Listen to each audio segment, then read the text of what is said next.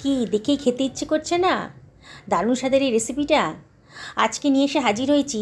একেবারে সোজা সস্তার মধ্যে একটা জলখাবারের রেসিপি, আলু পুরি। বুঝতেই পারছেন, ঘরে থাকা সামান্য আলু দিয়ে কিন্তু এই রেসিপিটা তৈরি হয়ে যাবে।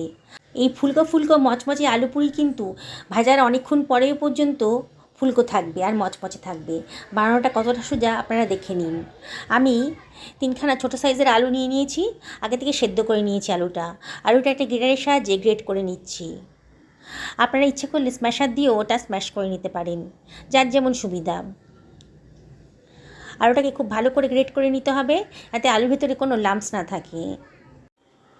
পুরো আলুর টুকরোগুলোকে গ্রেট করা হয়ে গেছে। এর ভেতর দিয়ে দিলাম হাফ বাটি মতন সুজি। আপনাদের ঘরে যেরকম ধরনের সুজি আছে তাই নেবেন। আর এর ভেতর দিয়ে দিলাম 1 বাটি মতন ময়দা, আর দিয়ে দিচ্ছি 1 টেবিল চামচ মতো লবণ, আর দিয়ে দেবো এখানে কিছু মশলা। এখানে কিছুটা কালো জিরে আর কিছুটা জোয়ান, এই হাফ টেবিল চামচ মতন হাতে ডলে দিয়ে দিলাম। আর দিয়ে দিলাম 1/4 টেবিল চামচ মতো হলুদের গুঁড়ো, জাস্ট কালারের জন্যে। আর দিয়ে দিলাম 1/4 টেবিল চামচ মতো কাশ্মীরি লঙ্কার গুঁড়ো, আর দিলাম হাফ টেবিল চামচ মতো চাট মশলা, খুব টেস্টি হবে। 1 টেবিল চামচ মতো দিয়ে দিলাম রোস্টেড জিরা পাউডার, আর দিয়ে দিচ্ছি খানিকটা ধনেপাতা কুচি। এটা মশলা পুরি, তাহলে কিছু মশলা এখানে অ্যাড করতে হচ্ছে। আর দিয়ে দিলাম কিছুটা কসুরি মেথি, হাতে ডলে দিয়ে দিলাম। আর দিয়ে দিচ্ছি 1 টেবিল চামচ মতো সাদা তেল। এবারে আমি সব কিছু ভালো করে মাখিয়ে নেব। প্রথমে কিছু জল দেব না, জল ছাড়াই আমি ভালো করে এটাকে মাখিয়ে নিচ্ছি। প্রয়োজনে জলটা দেব। আলু আছে, আলু, সুজি আর ময়দা খুব ভালো করে মিশিয়ে নিতে হবে। দেখুন, খুব সুন্দর করে মাখা হয়ে গেছে, মানে মেশানো হয়ে গেছে। এবার খুব সামান্য জল দিয়ে আমি এটাকে একটা ডো বানিয়ে নেব। খুব সামান্য পরিমাণ জল দিতে হবে। জল বেশি হয়ে গেলে কিন্তু আমার আলু পুরিটা বানাতে খুব প্রবলেম হয়ে যাবে, তাই খুব অল্প অল্প জল দিয়ে এটাকে একটা ডো বানিয়ে নিতে হবে। দেখুন, আমি খুব সুন্দর করে মেখে নিচ্ছি, একেবারে একটা স্মুথ ডো তৈরি হয়ে গেছে। এবার 1 চামচ মতো সাদা তেল আমি এর ভেতর দিয়ে দিলাম, দিয়ে আবারও একটুখানি এটাকে মাখিয়ে নেব। এর ভেতর দিয়ে দিচ্ছি খানিকটা চিলি ফ্লেক্স, দেখতে সুন্দর লাগবে পুরিগুলো, মশলা পুরি বলে কথা। আর তার মধ্যে দিয়ে দিচ্ছি সামান্য একটুখানি হিং, এই হাফ টেবিল চামচ মতো দিয়ে আবারও সব কিছু ভালো করে মাখিয়ে নিচ্ছি। হিংটা সবার শেষে দিলাম, তাতে সুন্দর একটা গন্ধ বেরোবে। আবারও খুব সুন্দর করে মাখিয়ে নিচ্ছি। স্মুথ ডো একটা বানিয়ে নিতে হবে।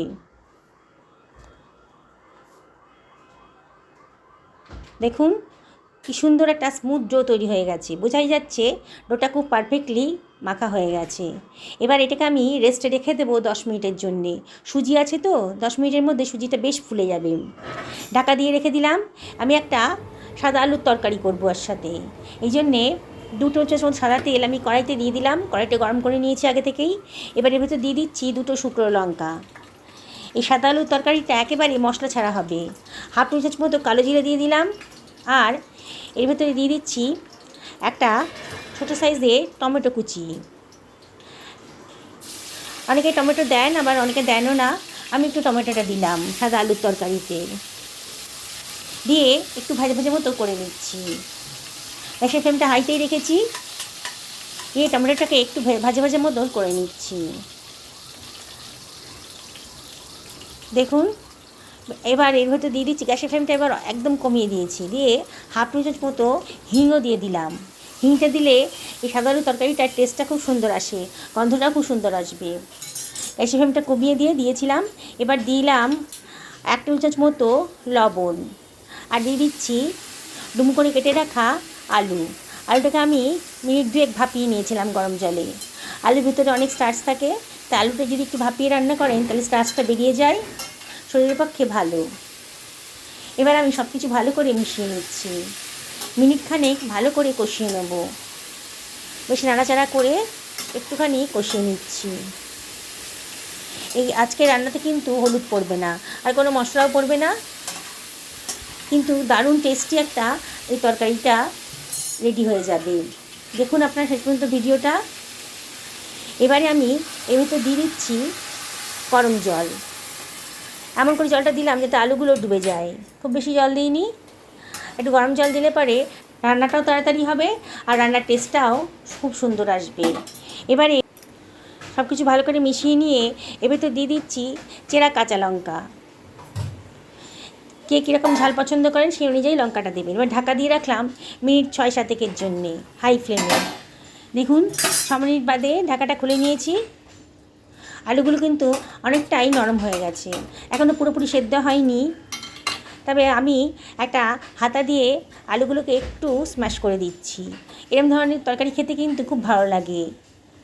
আপনারা এইভাবে রান্না করবেন আর ওটাকে একটু স্ম্যাশ করে দেবেন, খুব টেস্টি হয় তরকারিটা। আর অল্প সময়ের মধ্যেই দারুণ স্বাদের একটা তরকারি প্রায় বলতে গেলে বিনা মশলায় তৈরি হয়ে যাচ্ছে। দেখুন হাতা দিয়ে আলুটাকে একটু স্ম্যাশ করে দিয়েছি। আমার কিন্তু এবার মিনিট 2 ফুটতে পারেই আমার রান্নাটা কিন্তু হয়ে যাবে। এবার ওপর থেকে ছড়িয়ে দিলাম সামান্য একটুখানি ধনেপাতা কুচি, ঢাকা দিয়ে লো ফ্লেমে রেখে দিলাম। এবার আমি পুরিটা ভেজে নেব। দেখুন আমার ময়দাটা কিন্তু অনেকটাই সেট হয়ে গেছে, তবে একটু নরম মনে হচ্ছিল বলে আমি এর ভেতরে দিয়ে দেব 2 টেবিল চামচ মতো ময়দা। একটু নরম নরম মনে হচ্ছিল। আলু পুরিগুলোর ডোটা কিন্তু মানে আলু পুরির মশলা ডোটা একটুখানি শক্ত হলে ভালো লাগে, মানে রেসিপিটা খুব ভালো হবে আর কি। আলু পুরিগুলো খুব ফুলকো ফুলকো হবে আর মুচমুচে হবে, এই জন্যে ডোটাকে একটু শক্ত করে মাখতে হবে। দেখুন এবার কিন্তু বোঝা যাচ্ছে যে খুব পারফেক্ট একটা ডো তৈরি হয়ে গেছে। খুব বেশি শক্ত না, আবার খুব নরমও হবে না, তাহলেই কিন্তু আমার আলু পুরি ডোটা পারফেক্টলি হবে। এবার আমি হাত দিয়ে লেচি কেটে নিচ্ছি। খুব বেশি বড়ও করছি না, খুব বেশি ছোটও হবে না লেচিগুলো। বন্ধুরা দেখুন রেসিপিটা বানানো কত সোজা। বাড়িতে থাকা সামান্য আলু দিয়েই কিন্তু অসাধারণ টেস্টি একটা রেসিপি তৈরি হয়ে যায়। সকালে জলখাবারেই বলুন কি রাতের ডিনারে, এটা কিন্তু আপনারা যে কোনো সময় বানিয়ে নিতে পারেন। মাত্র 10 মিনিটের মধ্যে কিন্তু এই আলু পুরিটা রেডি হয়ে যাবে। আমি তেল দিয়ে ছোটো ছোটো করে বেলে নিচ্ছি। খুব বেশি পাতলাও করব না আর খুব বেশি মোটাও হবে না, মোটামুটি স্ট্যান্ডার্ড সাইজের পুরি, একজন নর্মাল যেমন পুরি হয় সেরকমই বেলে নিয়েছি। দেখুন অনেকগুলো পুরি বেলা হয়ে গেছে। কড়াইতে তেল গরম করতে দিয়ে দিয়েছি, আজকে সাদা তেলেই ভাজবো। দেখুন তেলটা কিন্তু হাই ফ্লেমে গরম করে আর যখন পুরিগুলো ছাড়বো তখন একদম লো ফ্লেম করে দিয়েছি, নাহলে কিন্তু পুরিগুলো বাইরেটা পুড়ে যাবে আর ভেতরটা কাঁচা কাঁচা থাকবে। এবারে হালকা হাতে একটু পুরি গায়ে একটু চাপ দিলেই পরে এই পুরিগুলো কিন্তু বেশ ফুলে উঠবে। দেখুন পুরিগুলো কি সুন্দর ফুলে উঠেছে। কে বলবে এটা হোটেল রেস্টুরেন্ট থেকে আনা হয়নি, বাড়িতেই বানানো হয়েছে মাত্র 10 মিনিটের মধ্যে। বাড়িতে গেস্ট এলেও কিন্তু আপনারা ঝটপট এই আলু পুরিটা বানিয়ে নিতে পারেন। খরচও নেই আর সময়ও খুব কম লাগছে, আর দেখতেও কিন্তু খুব সুন্দর। বাচ্চাদের স্কুলের টিফিনেও এটা দিয়ে দিতে পারেন, হাজব্যান্ডের লাঞ্চ বক্সে, রাতে ডিনারেও কিন্তু এটা তৈরি করে ফেলতে পারেন। আমি এইভাবেই বাকি পুরিগুলোও ভেজে নিচ্ছি।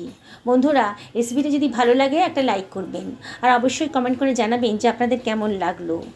পুরনো বন্ধুদেরকে অনেক ধন্যবাদ, তারা তো আমার পাশেই আছেন। আজকে তাদের জন্য আমি এখানে আসতে পেরেছি, তাই অনেক অনেক অনেক ধন্যবাদ আপনাদেরকে।